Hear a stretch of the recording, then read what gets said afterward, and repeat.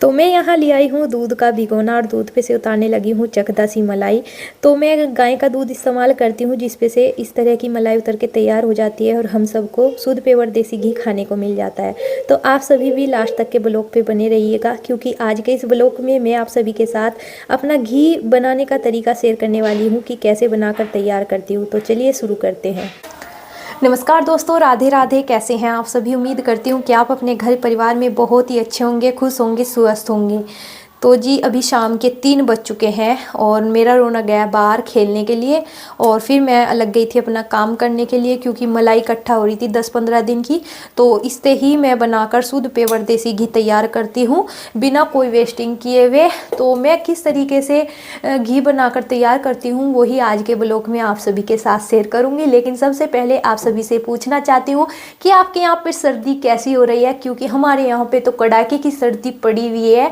और अपने आप भी बच के रहिए सर्दी से, अपने बच्चों को भी बचा के रखिए, क्योंकि अभी क्या है कि ज़्यादा पकड़ बच्चों में हो रही है सर्दी की। उनको जुकाम खांसी बहुत ज़्यादा लग रहा है, एक तरीके से वायरल फैला हुआ है। तो जी मेरा रौनक भी थोड़ी, उसकी भी तबीयत ख़राब थी, लेकिन अभी वो ठीक है। उसे भी ऐसा ही था, वो कैप वगैरह नहीं ओढ़ता, मोजे वगैरह नहीं डालता, तो इस वजह से अभी वो ठीक है। उसकी अचानक से तबीयत ख़राब हो गई थी, लेकिन अब बेटर है, बिल्कुल अच्छा है मेरा रौनक। तो बस अभी आप भी बच के रहिए। तो जी चलिए बातें बातें बाद में करेंगे, अभी मलाई बहुत ज़्यादा इकट्ठा हुई भी है और टाइम भी थोड़ा है, और आपको भी बताना है कि किस तरह मैं मलाई से शुद्ध देसी पेवर घी तैयार करती हूँ बना के। क्योंकि जो ये देसी घी होता है ये हमारे खाने में ही स्वाद हमारा नहीं बढ़ाता, ये कितनी जगह पर इस्तेमाल किया जाता है। जैसा पूजा पाठ कराते हैं, हवन कराते हैं, तब भी शुद्ध देसी घी का ही इस्तेमाल किया जाता है। या फिर हम घर में दीपक जलाते हैं तब भी देसी घी का इस्तेमाल किया जाता है, और हमारे खाने में तो देसी घी का इस्तेमाल किया जाता है। तो बहुत सी चीज़ें हैं जिसमें देसी घी का इस्तेमाल किया जाता है। तो अगर हम उसे घर पे ही निकाल के तैयार करें और अपने 1500 रुपये बचा सकें तो कितनी अच्छी बात है। क्योंकि अभी सर्दी चल रही है तो सर्दियों में अच्छी तरीके से घी नहीं निकल पाता, कोई ज़्यादा गर्म पानी डाल देता है, कोई ठंडा पानी डाल देता है, तो जो मक्खन से छाछ निकलती है अलग, वो छाछ उसमें ही मिक्स हो जाती है। तो इसीलिए मैंने सोचा चलिए एक ब्लॉग तैयार किया जाए, साथ साथ मेरा घी भी बन के तैयार हो जाएगा और आप सभी के साथ मेरा घी बनाने का तरीका भी शेयर हो जाएगा। तो अभी 10-15 दिन की जो मलाई थी वो मेरे पास इकट्ठा हो रही थी, टाइम नहीं लग पाया इसीलिए मैं नहीं बना पाई थी। तो आज टाइम लगा तो अब मैंने यहाँ पे सब सामान इकट्ठा करके रख लिया है जो जो मुझे घी बनाने के उसमें चाहिएगा। सबसे पहले मैंने मिक्सी लिया है, यहाँ पे जार लिया है मिक्सी का बड़े वाला, नॉर्मल पानी लिया है, क्योंकि ना तो हम ठंडा गेर सकते हैं ना ज़्यादा गर्म गेर सकते हैं। अगर हम ज़्यादा गर्म पानी गेरेंगे तो हमारा घी पिघल जाएगा, अगर हम ठंडा गेरेंगे तो वो मलाई मिक्स रहेगी तो वो हमारा घी नहीं निकल पाएगा। तो चलिए फिर आगे बढ़ते हैं। तो मैंने जार में थोड़ी सी मलाई डाल दी है और इसमें मैं डालूंगी थोड़ा सा नॉर्मल पानी।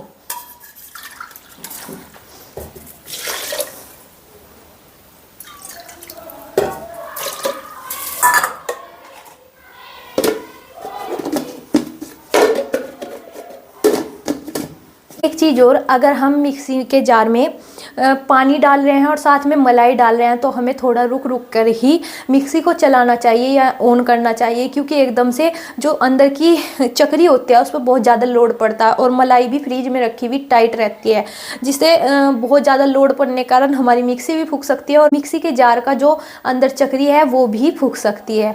तो जब भी हम उसमें मलाई और पानी डालें तो उसमें हल्का हल्का हमें रोक कर मिक्सी को ऑन ऑफ करना चाहिए।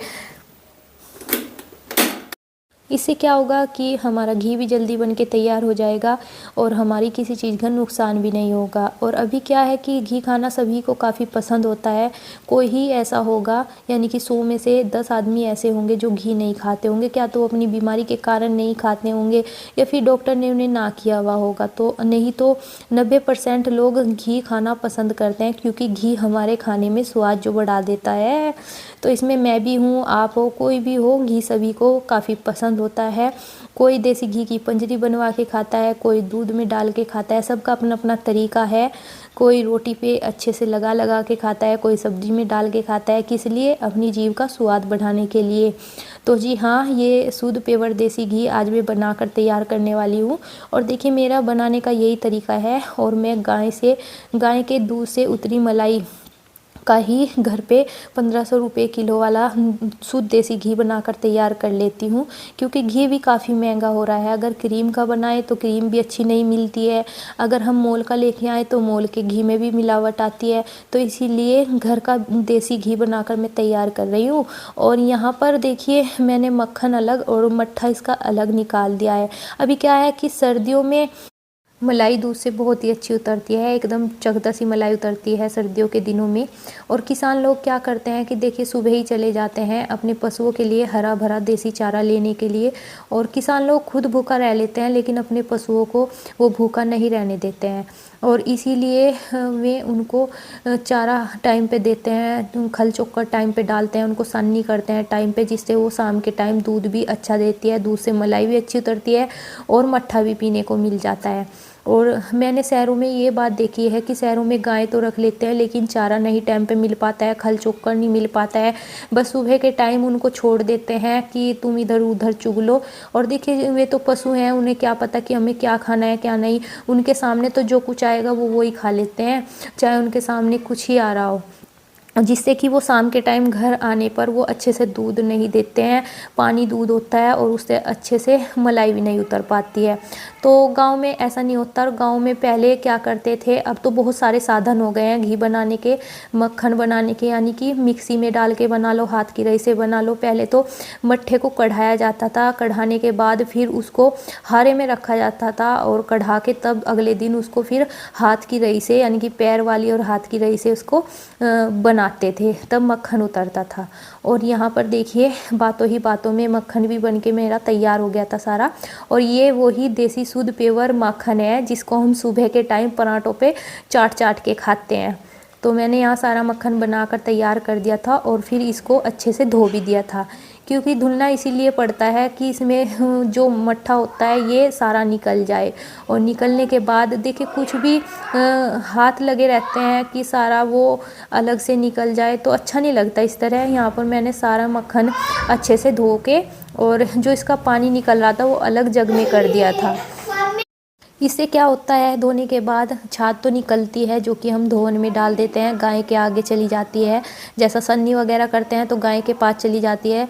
और ये जो धुलने के बाद इसका पानी निकलता है ये भी हम धोवन में डाल देते हैं, ताकि जब हम पशुओं को चारा करते हैं तो ये उसकी सन्नी में इस्तेमाल किया जाए।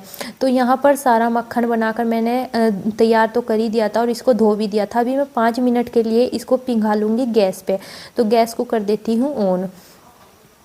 और देखिए मैंने यहाँ पर ऑन करने के बाद इसे भिगोने को रख दिया था 5 मिनट के लिए गैस पे पिघलने के लिए।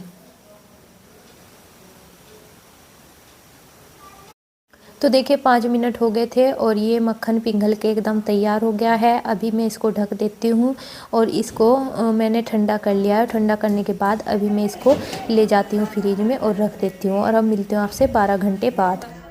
तो यहाँ पे मैं घी निकाल के लेके आ गई हूँ, जो कि मैंने 12-13 घंटे के लिए इसको फ्रिज में रखा था जमने के लिए।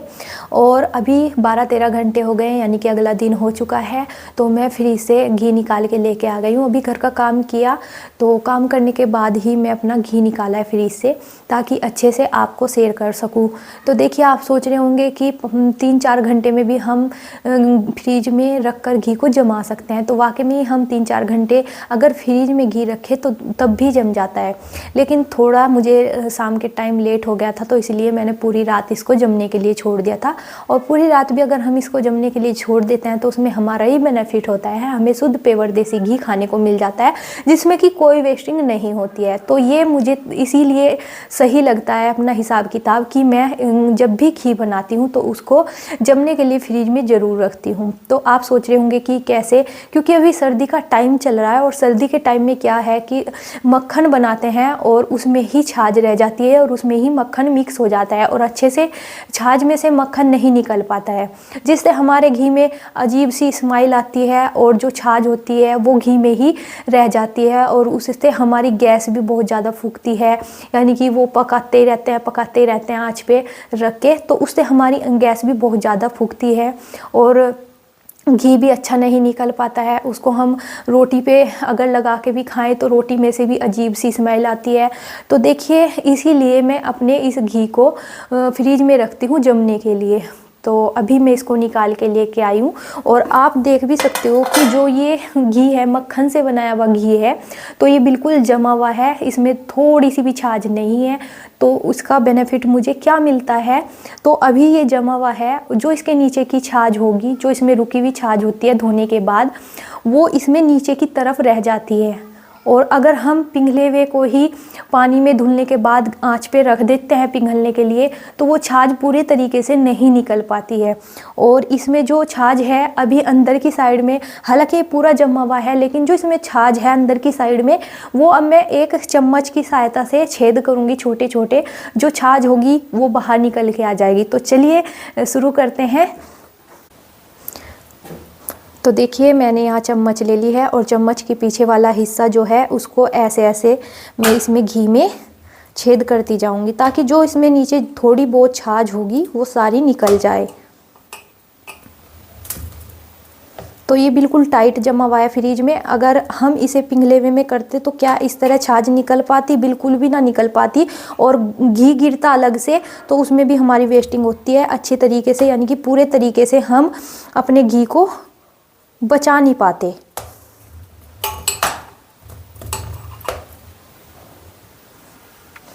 तो यहाँ पे चम्मच की सहायता से मैंने इसमें छोटे छोटे छेद कर दिए, या आप इसको सुराख भी बोल सकते हो। तो इसके नीचे जो छाछ है वो देखिए इस तरह आनी शुरू हो जाएगी।